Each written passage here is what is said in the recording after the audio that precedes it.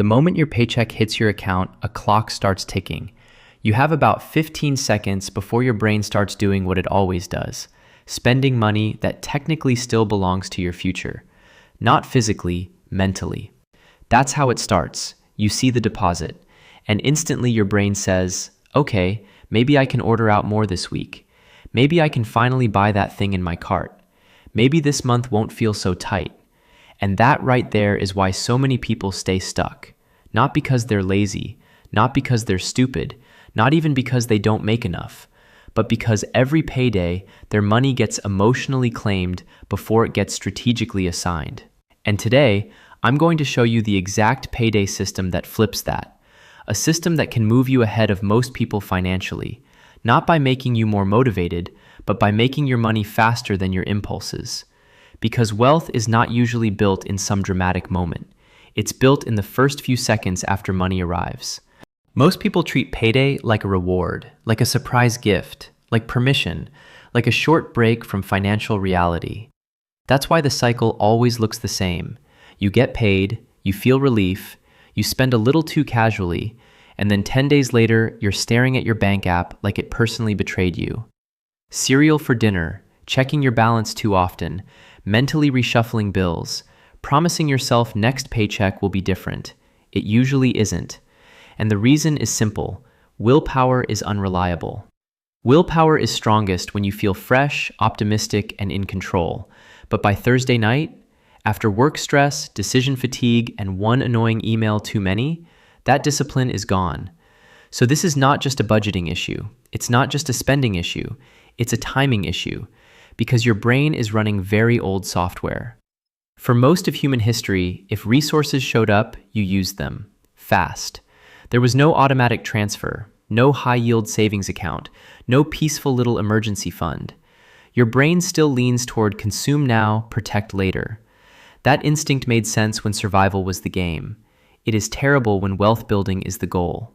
So if you want to win financially, you cannot wait until you feel disciplined. You have to move before the emotional spending part of your brain wakes up. That is what the 15-second window is about. Not perfection, not guilt, not restriction. Speed. The money has to get a job before your emotions assign it one. Think about the last time your check engine light came on. Did you feel mild annoyance? Or did you feel a wave of panic? That answer tells you a lot. Because if one small surprise can throw your entire month into chaos, you are not in a wealth-building phase yet. You are still in financial survival mode. And the payday routine we're building today is designed to get you out of that. Let's look at Marcus.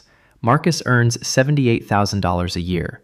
On paper, he should be okay. He's not reckless. He's not lighting money on fire. He's not doing anything that looks dramatic or obviously stupid. But he still feels like he's treading water. Why?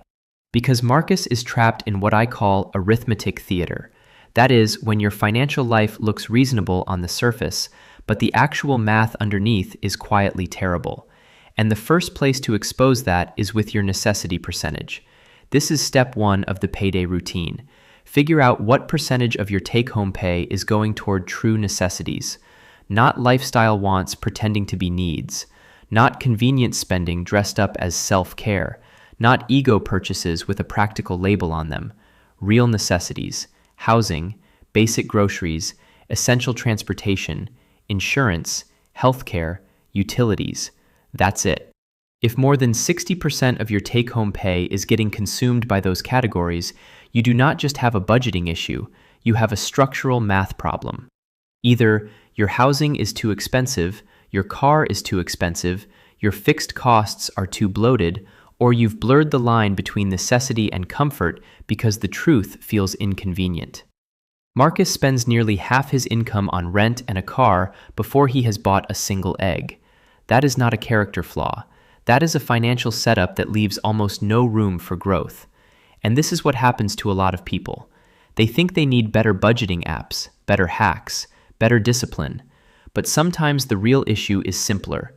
Your fixed life is too expensive for your income. And if that is true, no amount of pretending will fix it. Open your bank app. Add up your actual necessities. If they are above 60%, stop telling yourself you just need to try harder.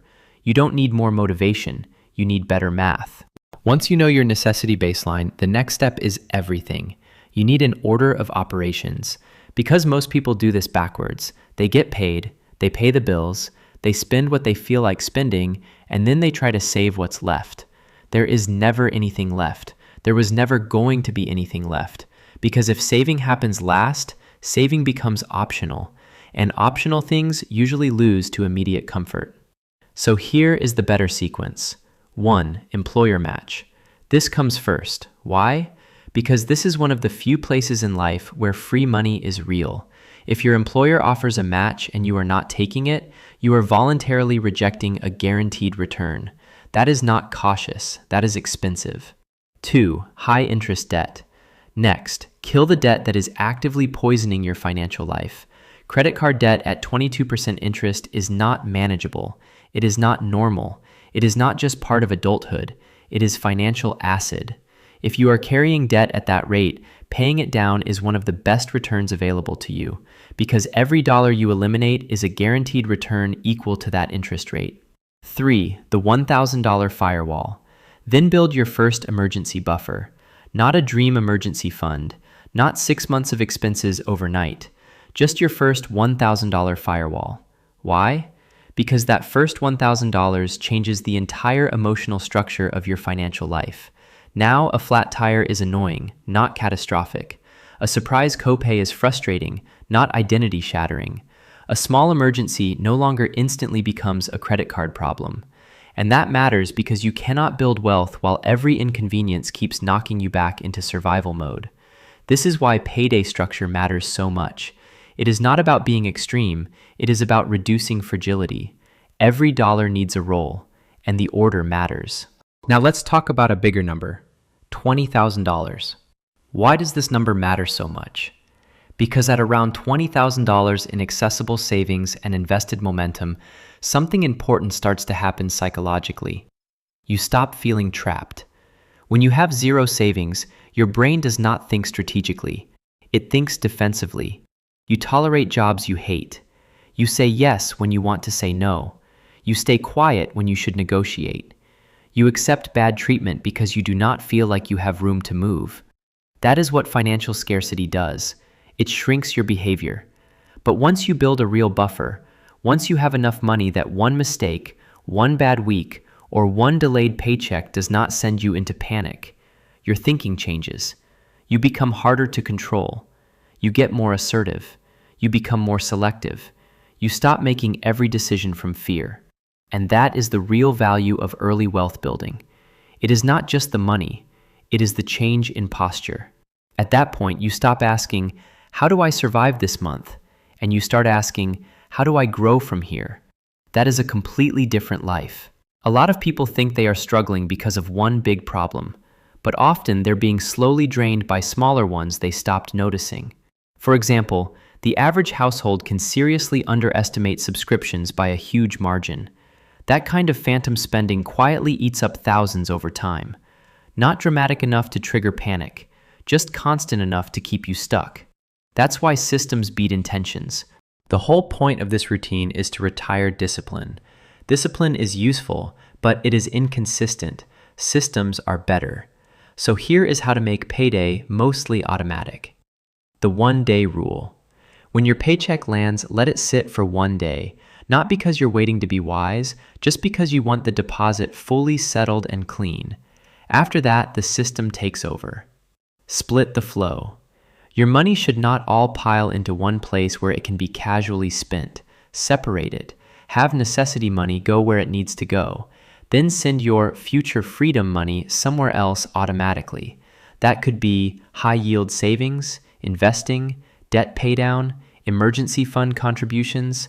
The important thing is that it leaves your spending zone quickly. Make saving slightly inconvenient. This sounds strange, but it works. You do not want your savings to be impossible to access. You just want it to be slightly annoying to spend. That little bit of friction matters, because the easier money is to reach, the easier it is to justify draining it for something dumb.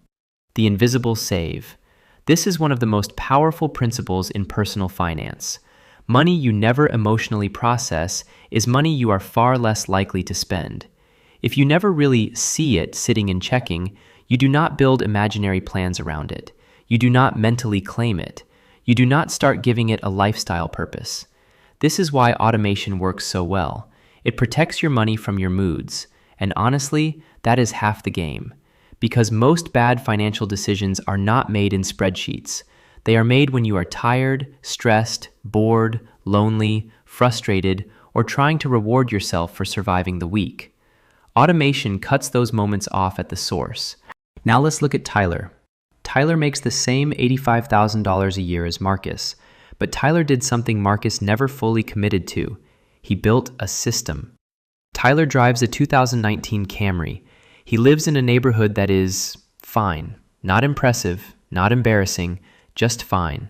And because he automated his money consistently for 10 years, Tyler now has real traction. He has around $187,000 invested, not because he's some finance genius, not because he hit crypto at the perfect moment, not because he got lucky, because he got organized. Meanwhile, Marcus is still performing financial success. The truck, the image, the appearance of being established, and he has maybe $400 in his bank account. That's the difference. One person used money to create freedom. The other used money to create a look. And those two paths drift farther apart every year. Over decades, the gap becomes enormous. It becomes the difference between working into your 70s or having the option to stop because your money is finally working harder than you are. That's what people miss. The boring path is not boring in outcome. It is boring in appearance. And that is why so few people stick with it. The boring wealthy people are often deeply unimpressive in public. Used cars, store-brand groceries, normal neighborhoods, no performance. Because real wealth usually looks quiet while it's being built. So let's make this extremely practical. What should payday actually look like? It should look calm, fast, boring, and mostly pre-decided. Here's the rhythm. Your paycheck arrives. You do not celebrate it emotionally. You do not spend against it mentally. You do not treat it like free space. You review the system. You let the transfers happen. You verify the priorities were funded. Then you move on. That is what financially stable people do. Not because they are naturally disciplined, but because they know every unplanned decision creates risk. And over time, this changes your identity. You stop being the kind of person who reacts to money. You become the kind of person who directs it.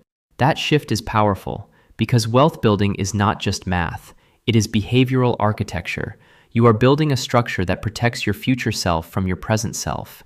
And frankly, your present self is often the problem. Reaching your first real level of financial stability is not just about money. It is about becoming the kind of person who has options. The 15-second payday routine is not really about spreadsheets, transfers, or accounts. It is about reducing chaos. It is about buying back margin, buying back peace, buying back control. Because when your money has no system, your life starts feeling random, and random is expensive. If you're ready to stop sleepwalking through your finances, subscribe and hit the like button. And remember, start building wealth, not the appearance of it. I'll see you in the next one.